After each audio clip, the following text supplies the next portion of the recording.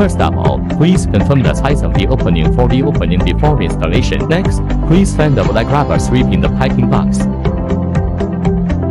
Stick it along the edge of the sink, and this rubber strip must be added.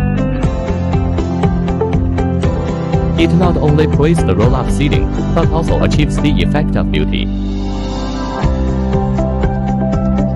The third part is to open the lid, install the faucet from the top, and then add a gasket from the bottom to fix it. After fixing the faucet, we can start the installation of the water. A metal piece is placed on the top. The plastic piece is placed under the sink, and then connect with screws.